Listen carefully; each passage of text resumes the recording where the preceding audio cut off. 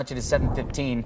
Tomorrow is Oregon Cancer Action Day, and this year advocates are addressing the sale of flavored and menthol tobacco products. Cancer patients, survivors, and teens will be attending a work session in Salem, letting lawmakers know the time for action is now. Carrie Hampton and Naomi Robinson are joining us today on behalf of the Cancer Action Network of Oregon. Good morning. Thank you both for being here. Good morning. So before you get ready to head to Salem tomorrow, Carrie, what is Oregon Cancer Action Day, and what do you plan to do? Excellent. So we have over 60 advocates coming from across the entire state, and we have set up meetings with their lawmakers. And so this is their participant book that they'll get tomorrow.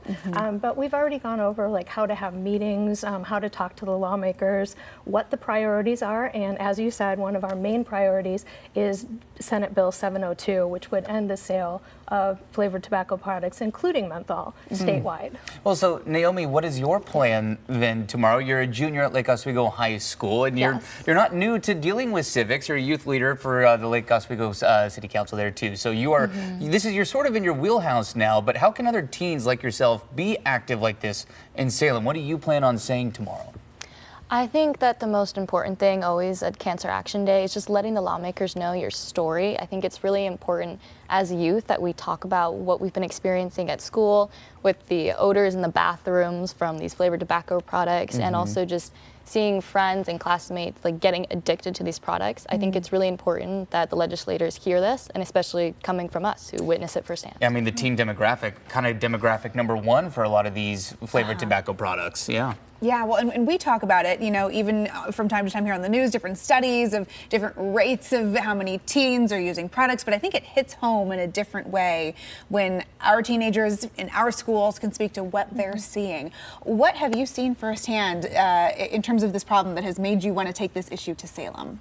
For sure. Well, I've seen a close friend struggle with addiction, and that's something that has deeply impacted me, seeing how just tobacco really it influenced her life and the life of classmates as well. It's often starts as just a way to fit in. I think it's also seen these like flavored e-cigarettes. It's seen less as harmful than like actual like smoking. Cigarettes, Rather than like smoking a cigarette, it's seen as inhaling like flavored air, like flavored birthday cake air. And it's really, that's not true. In reality, these are dangerous and addictive chemicals that youth are being exposed to.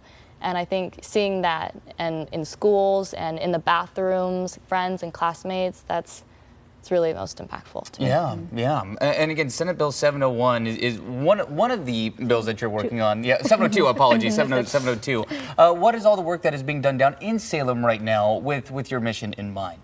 So we have a coalition of over 70 partners that have come together to support this bill.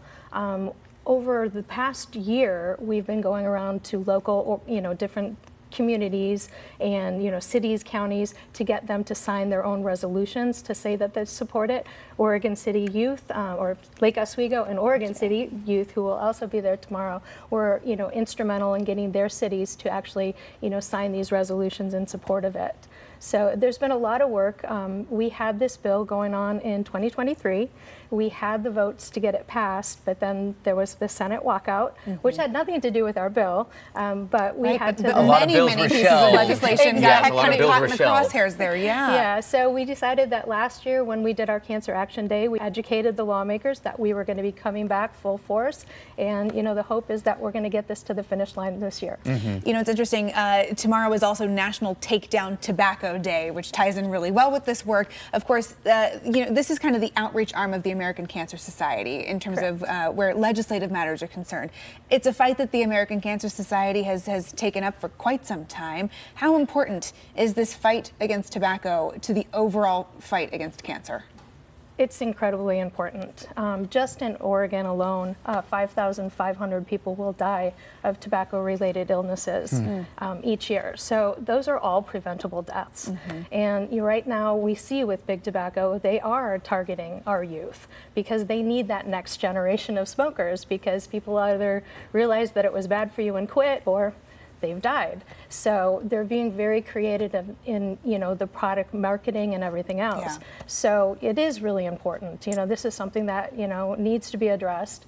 And, when we talk to our lawmakers, they've been elected, to do a job. And I feel that their number one job should be protecting Oregon's youth. Well, the work you're doing is impressive. Naomi, you are super well spoken. And for you to be down in Salem tomorrow, I'm sure your message will be heard loud and clear. Really appreciate both of you being here this morning. This is great to talk to you both. All right, and again, we're going to post all of this online. It'll be on the AM Extra section of KOIN.com if you would like to learn more.